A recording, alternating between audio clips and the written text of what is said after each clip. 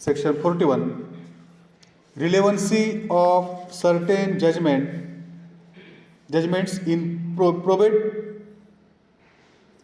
etc jurisdiction. This is the heading. आता या section 41 मध्ये काही ज्युडिशन्स दिले आहेत त्यांनी. सुरुवातीला लक्षात घ्या, प्रोबेट म्हणलाय.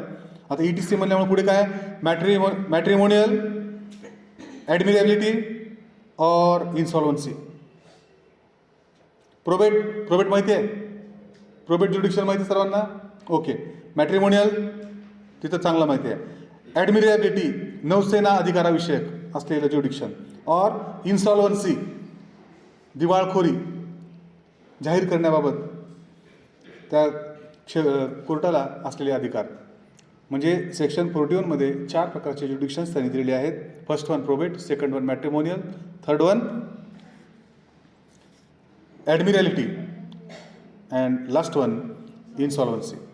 आता हे 4 ज्युडिक्शन ज्याच्यामध्ये अशा प्रकारचं ज्युडिक्शन एक्सरसाइज करताना कॉम्पिटंट कोर्टानं final judgment decree order pass केलेला आहे, दिलेला आहे. एवढं समजतं का? एवढं समजतं का? नाव विच कन्फर्स. आता हे फायनल जजमेंट डिक्री ऑर्डर काय करतं? कन्फर करतं. काय कन्फर करतं? Which confers, which confers upon or takes away from any person any legal character. हे जजमेंट डिक्री ऑर्डर अशा प्रकारचं ज्युडिक्शन एक्सरसाइज करत असताना दिलेलं आहे, ज्याद्वारे ज्या ठिकाणी एखाद्या व्यक्तीचं लिगल कॅरेक्टर हे कन्फर केलेलं आहे किंवा काढून घेतलेलं आहे. कन्फर्स अपॉन प्रदान करणे, टेक्स अवे काढून घेणे. त्या जजमेंटमुळं, त्या डिक्रीमुळं, त्या ऑर्डरमुळं एखाद्या व्यक्तीचं लिगल कॅरेक्टर हे कन्फर केलेलं असेल किंवा काढून घेतलेलं असेल. आता पुढे,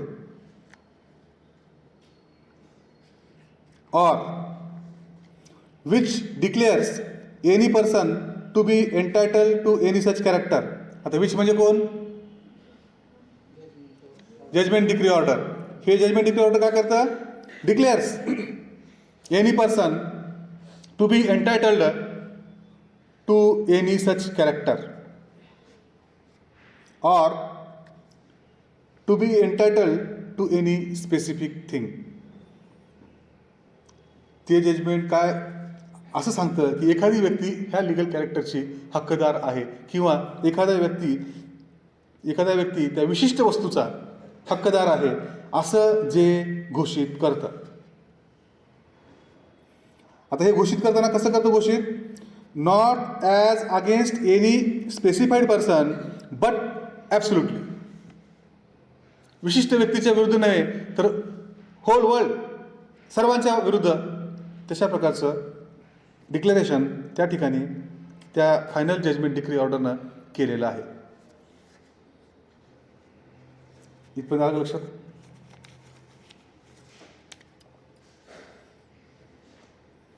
आता एवढं समजायचं. आता परत वापस येऊ आपण. A final judgment decree order of competent court in exercise of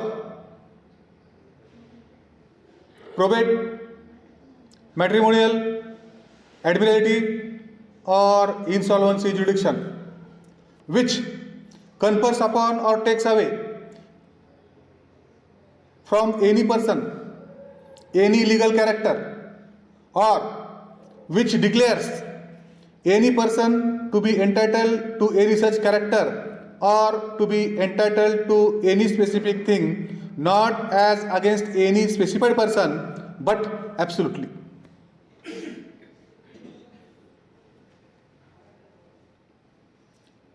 competent कोर्टानं, सक्षम न्यायालयानं फायनल जजमेंट डिग्री पास केली.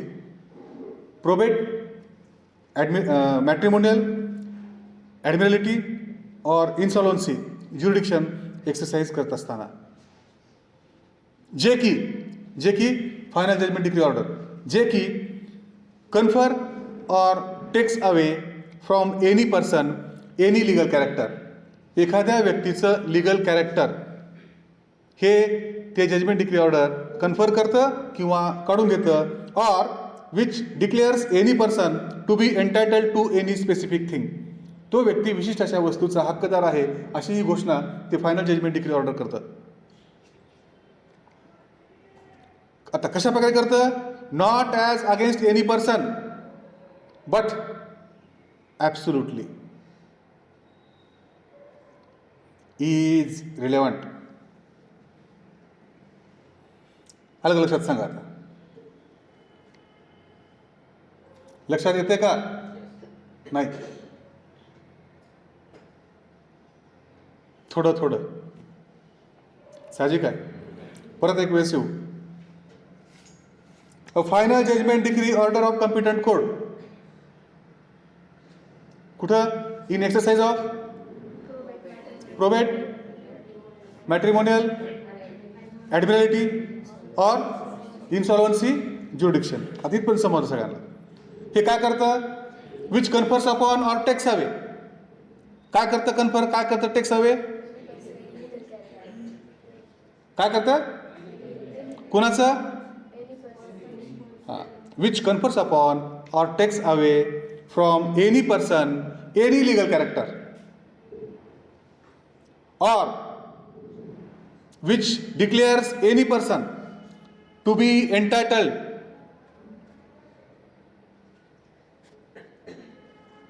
to any specific thing. विशिष्ट अशा वस्तूचा हक्कदार तो व्यक्ती आहे असं ते सांगतं. हे सांगत असताना not as against any person but absolutely. इथे लक्षात. Such final judgment decree order is relevant according to section 40. अलग लक्षात.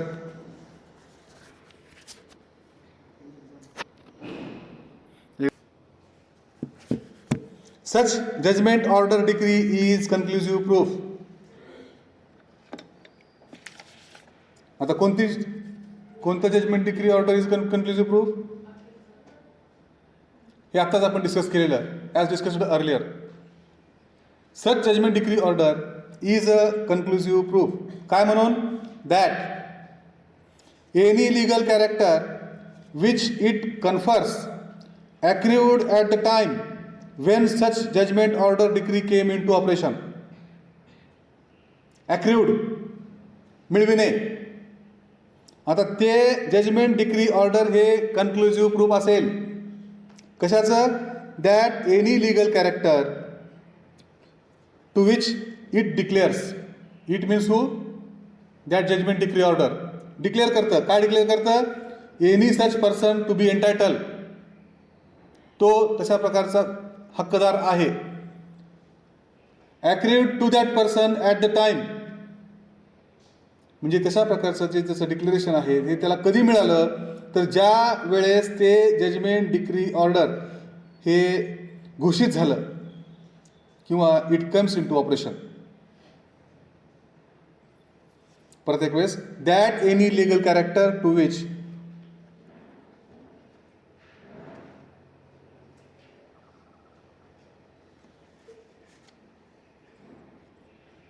it confers accrued at the time when such judgment order decree came into operation.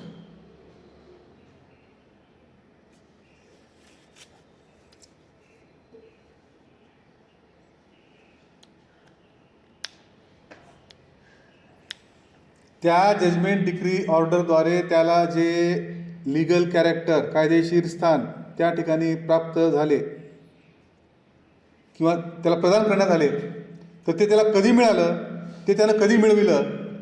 तर at the time when that judgment decree order came into operation. आता इथे लक्षात पाठ एवढाच भाग लक्षात येतो का? आता लीगल कॅरेक्टर त्याला आपण पहिल्या ह्याच्या मी सांगितलं which confers or takes away legal character. पण कधीपासून समजायचं? When that final judgment decree order came into operation. त्याला असं लक्षात ठेवा. Such judgment order decree is a conclusive proof that any legal character which it confers accrued at the time when such judgment decree order came into operation. येते का लक्षात? लक्षात आलं का एवढं? Next, such judgment decree order is a conclusive proof that any legal character to which it declares any such person to be entitled accrued to that person at the time when such judgment decree order declares it to have accrued to that person. याचा पुढचा भाग आता, जेव्हा ते judgement decree order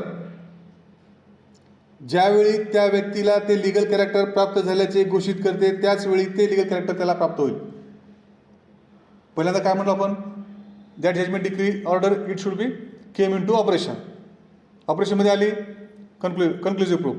आता ते जे legal character त्याला कधीपासून मिळालं असं समजायचं, तर any legal character to which it declares any such person to be entitled accrued to that person at the time when such judgment decree order declares it to have accrued to that person.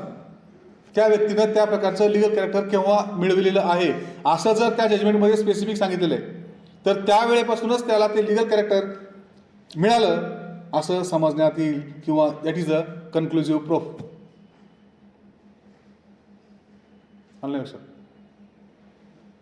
लक्षात येते का? पहिल्या पार्टमध्ये काय पाहिलं आपण? Conclusive proof कशाचा? At the time when such judgment decree order came into operation. कशाबद्दल? लीगल कॅरेक्टरबद्दल. आता यानं हे कॅरेक्टर कधी मिळवलं? Any legal character to which it declares any such person to be entitled accrued to that person at the time, underline, at the time when such judgment order decree declares it to have accrued to that person. त्याद्वारे अशी व्यक्ती जी की legal कॅरेक्टरला एंटायटल्ड असल्याचे घोषित करण्यात आलेले असेल, त्याद्वारे म्हणजे फायनल जजमेंट डिक्री ऑर्डर, ते लीगल कॅरेक्टर त्या व्यक्तीला ज्यावेळी प्राप्त झाले असल्याचे अशा जजमेंट डिक्री ऑर्डरने घोषित केले, त्याच वेळी ते लीगल कॅरेक्टर त्याला प्राप्त होईल. आता समजलं? ओके. नेक्स्ट, थर्ड नाव, such judgment order decree is the conclusive proof that. आता इथं काय केलं? कन्फर केलं. आता हे काय करून घेईल? काढून घेईल. आता कधी काढून घेतलं असं समजण्यात येईल, किंवा त्याचा कधी काढून घेतलं याचं कन्क्लुसिव्ह प्रूफ असेल ते, तर ते इथे सांगितलेलं आहे. Same, that any legal character which it takes away from any such person, underline, ceased at the time from which such judgment decree order declared that it had ceased or should cease. Cease संपुष्टात आलं. ज्यावेळी त्या judgement decree ऑर्डरनं सांगितलं की या वेळेपासून याचं legal character आम्ही काढून घेतलेलं आहे, किंवा याचं लीगल कॅरेक्टर हे या काळापासून काढून घेतल्यात आल्याचं समजलं जावं, असं जर काही वर्डिंग त्या फायनल जजमेंट डिक्री ऑर्डरमध्ये असेल, तर ज्यावेळी ते लीगल कॅरेक्टर सीज झालं असं ते फायनल जजमेंट डिक्री ऑर्डर घोषित करतं, त्याच वेळी त्या व्यक्तीचं ते लीगल कॅरेक्टर संपुष्टात आलेलं आहे असं ते कन्क्लुसिव्ह प्रूफ असेल.